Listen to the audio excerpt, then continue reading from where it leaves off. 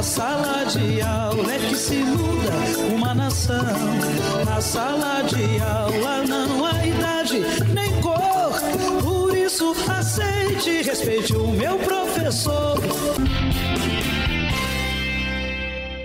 Boa tarde, está no ar o jornal TV Sintese Notícias.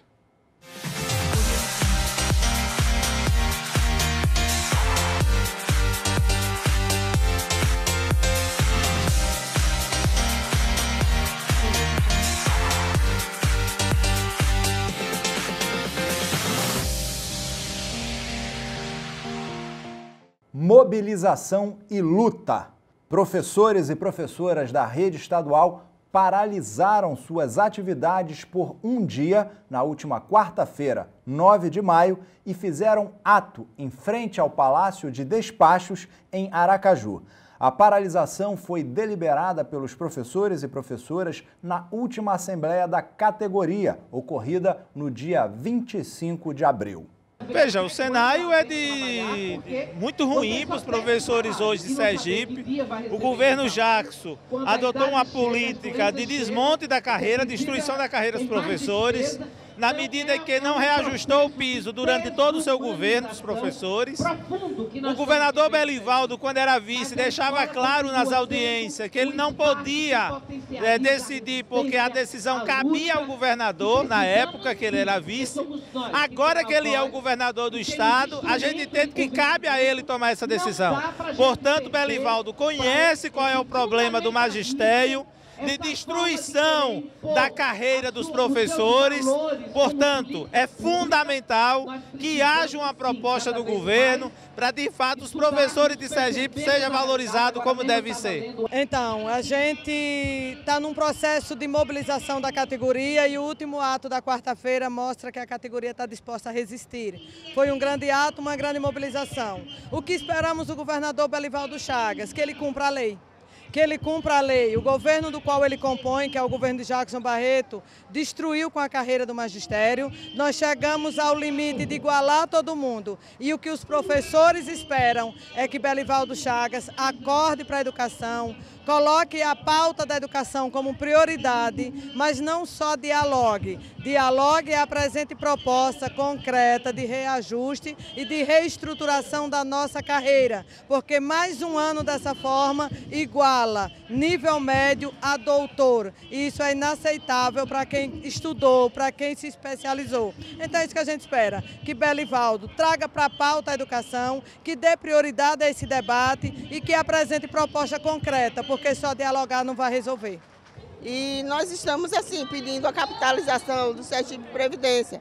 Além da capitalização do Sergipe Previdência, nós queremos a pontualidade no pagamento do nosso salário.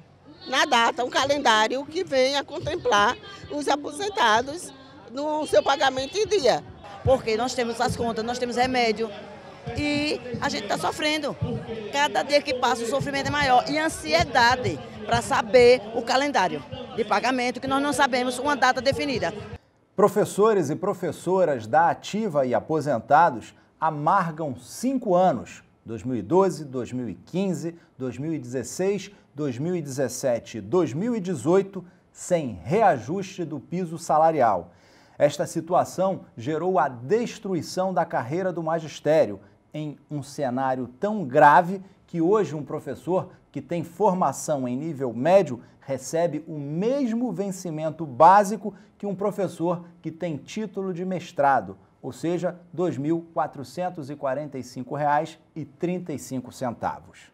É sempre importante salientar que conceder o reajuste do piso salarial ao magistério não é um favor ou benevolência por parte do governo. O reajuste salarial anual dos professores e professoras da rede pública é lei. Lei Nacional 11.738/2008. A lei é extremamente clara ao colocar que professores e professoras da educação básica da rede pública de todo o Brasil devem ter seus salários reajustados anualmente, sempre no mês de janeiro. O programa TV Sintese continua. Assista agora a entrevista com Silvana Bretas, da Universidade Federal de Sergipe, e Elza Ferreira, do Instituto Federal de Sergipe, que irão tratar da Base Nacional Comum Curricular. Até já!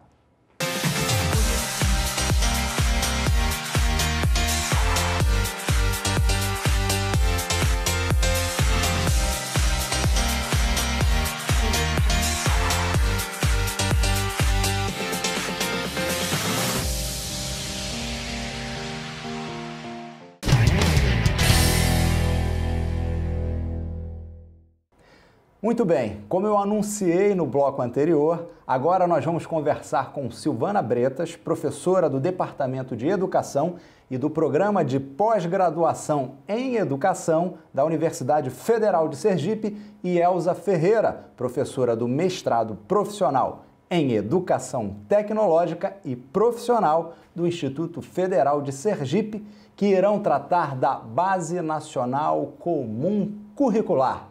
Boa tarde, senhoritas. Boa tarde. Olá, boa tarde. Bom, gostaria de começar com Silvana. Silvana, o que vem a ser a Base Nacional Comum Curricular?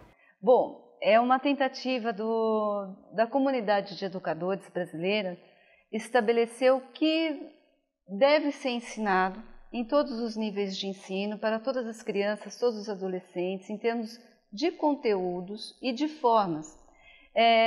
De uma tal forma que um estudante, por exemplo, que tenha que se mudar daqui de Aracaju para Palmas, ele possa ter continuidade nos seus estudos sem que haja uma interrupção muito brusca do que ele estava aprendendo numa escola daqui da nossa cidade para uma outra escola de qualquer outro município brasileiro. Agora sim, o que é interessante a gente pensar é o seguinte, que de modo geral, os professores, os educadores, as associações acadêmicas, as associações de classe da educação são favoráveis à base. Tem até um certo consenso de que é importante realmente, num país tão continental como o nosso, que esses conhecimentos sejam de garantia a todos os estudantes que adentram a escola. Isso até porque existe um conhecimento básico, né? A matemática, isso. O português é igual, né? Exatamente. Se meu filho está alfabetizado com 8 anos, né? Isso deve ser para todas as crianças. Isso isso é consenso, ninguém discute isso. E há um esforço muito grande que já tem uma certa história no país, né? As BNCCs foram homologadas recentemente, o mês passado, diga-se de passagem, mas isso não começou hoje.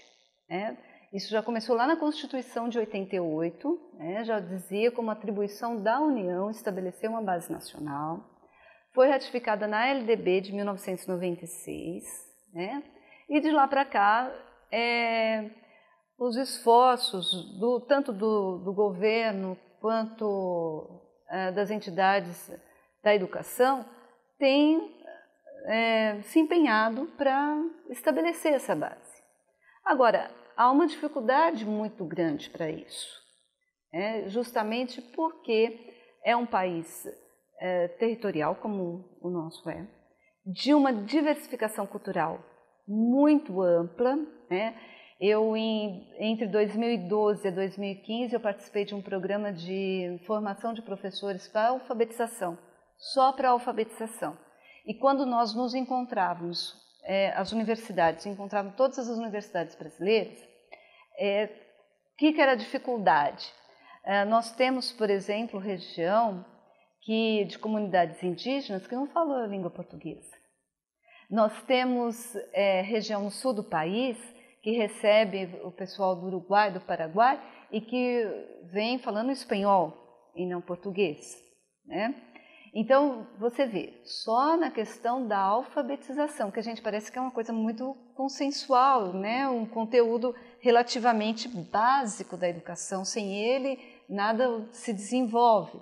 Mas a gente já encontrava a dificuldade em estabelecer essa base, por conta da nossa realidade cultural e social. De não permitir a exclusão, né? Ou seja, não você não permitir pode... a exclusão. Então, é da mesma forma que eu penso na alfabetização de uma criança que vive num centro urbano, que ela tem contato com o mundo da escrita o tempo todo, mesmo que espontaneamente, mas ela tem contato...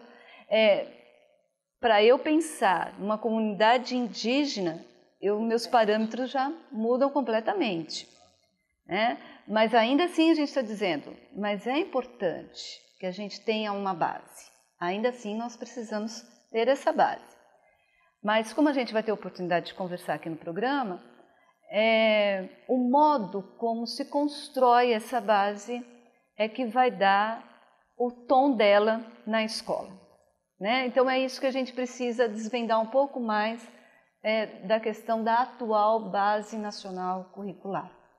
Ok, esse trabalho está sendo feito com o sindicato em enfrentamento ao que está sendo proposto para a educação. Como os professores e diretores de escola vêm recebendo essas novas propostas, Elza?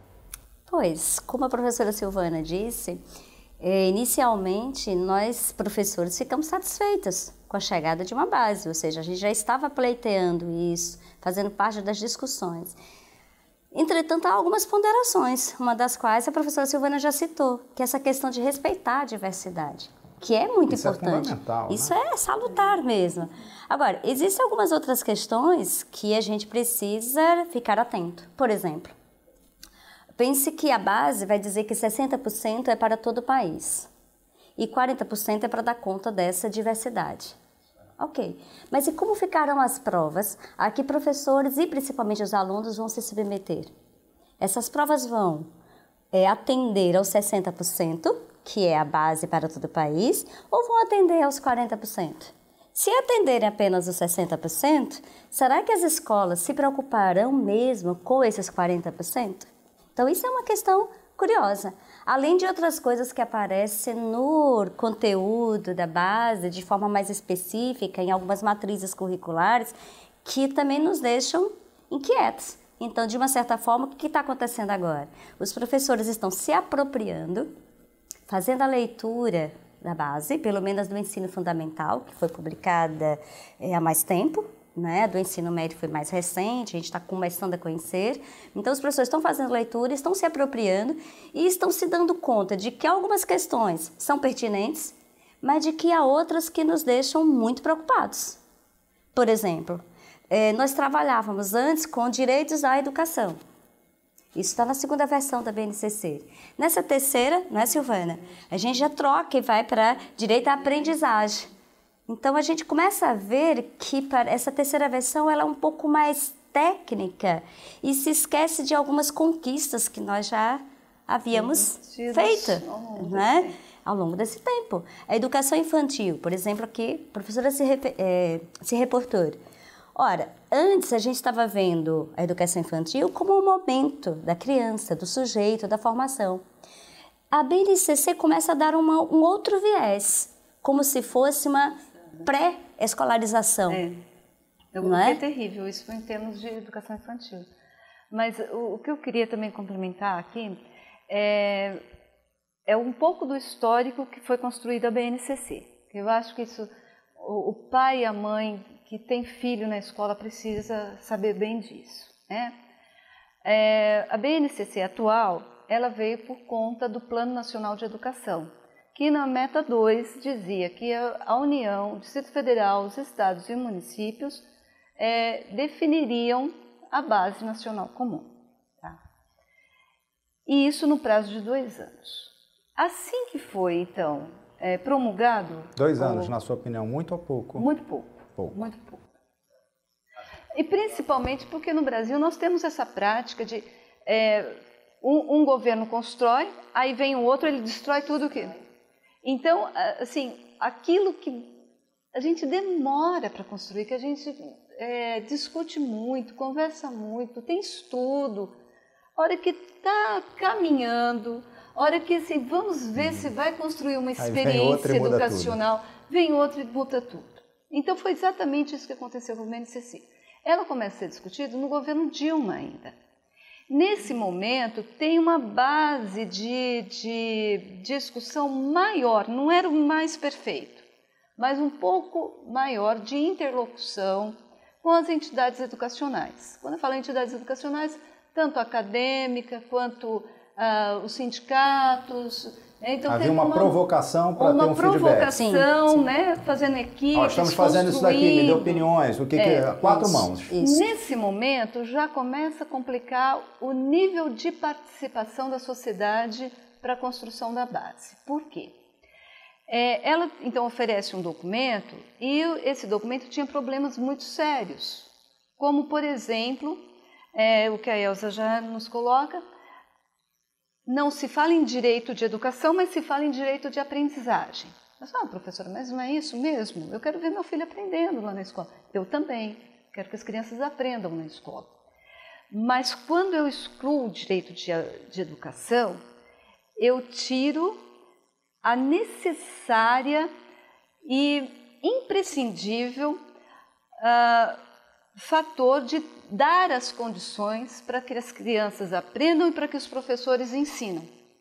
Eu, então, pego já uma situação que é muito complicada da educação por vários fatores e tento resolvê-la apenas no processo de aprendizagem que acontece em sala de aula. Mas para que a sala de aula aconteça bem, ela precisa que tenha uma direção que facilite isso para ela, que tenha uma estrutura da escola que facilite isso para ela, que tenha equipamentos na escola que facilite para ela e que essa escola esteja também subsidiada pela política local e pela política nacional. Então, ao acontecer na relação micro da educação, já veio muita coisa antes acontecendo, né? E quando eu tiro toda essa estrutura política necessária para o ensino da sala de aula, eu só priorizo e só responsabilizo a sala de aula. Exatamente. E isso é muito complicado. Então, quando eu falo assim, o governo fala para a gente que todas as crianças aprendam, têm o direito de aprender garantido. Claro que eu concordo. Claro que você concordaria. É ponto pacífico. Ou seja, resumindo aqui, ele diz o que quer que seja feito, mas ele próprio não dá meios para que aconteça. Ele enfraquece o que eu estou chamando das estruturas escolares que deveria fortalecer o processo de ensino.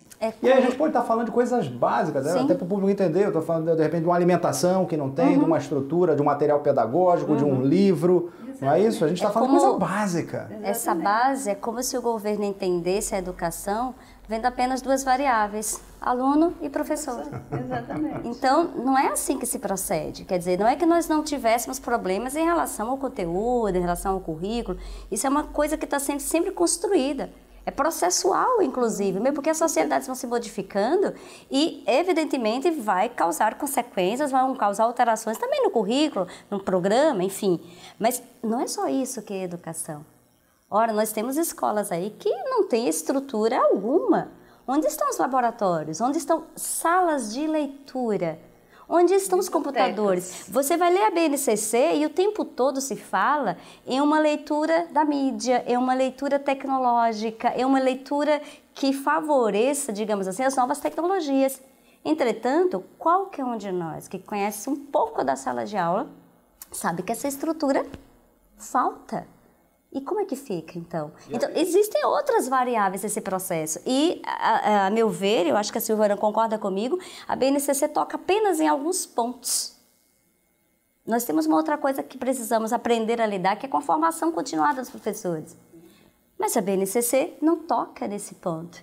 Professoras, eu queria pedir uma gentileza. O programa está tão gostoso, mas tão gostoso, que eu não queria terminar ele só em um programa. Eu queria estender a nossa conversa, até porque a gente tem muita coisa para falar, e pedir a permissão para que a gente siga no próximo sábado com mais esse bate-papo, ok? Ok, ótimo. Bom, então a TV Sintese vai ficando por aqui, mas no próximo sábado a gente volta a falar sobre a Base Nacional Comum Curricular. Se Deus quiser, e Ele há de querer. Tchau, pessoal! Na sala de aula é que se muda uma nação. Na sala de aula não há idade nem cor. Por isso aceite e respeite o meu professor.